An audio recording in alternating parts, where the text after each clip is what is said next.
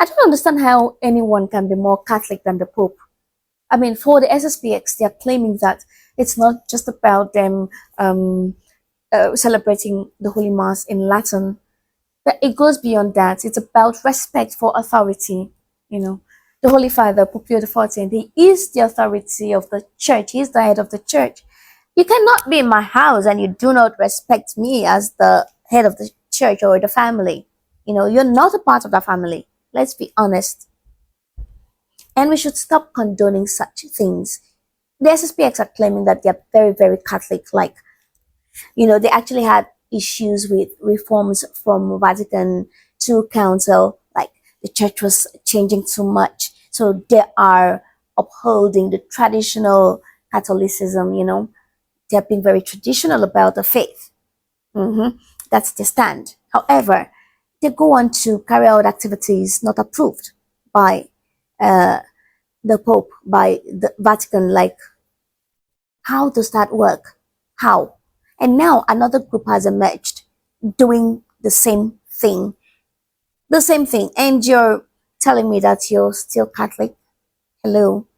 So, the Sedevacantist community of monks somewhere in Scotland, you know, they went ahead to carry out an illicit episcopal consecration despite warnings from the church. They went on to do it.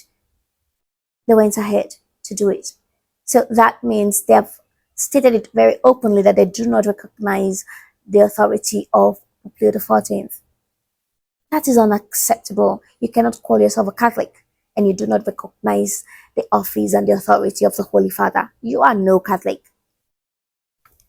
So these guys went ahead to carry out episcopal consecration of one of their priests without papal approval. The Aberdeen Bishop, Most Reverend Hugh Gilbert, he had actually warned them. I'm talking about the Sedevacantist community of monks in Scotland. So Bishop Gilbert had warned them that carrying out such an act without papal approval, it actually constitutes schism, and as such, they are not in communion with the Holy Church or with the Catholic Church. And though Bishop Hugh Gilbert, he has actually placed all those involved in that illicit side of the church, that they are not in communion with the church. You cannot belong to a family and disregard the head of the family.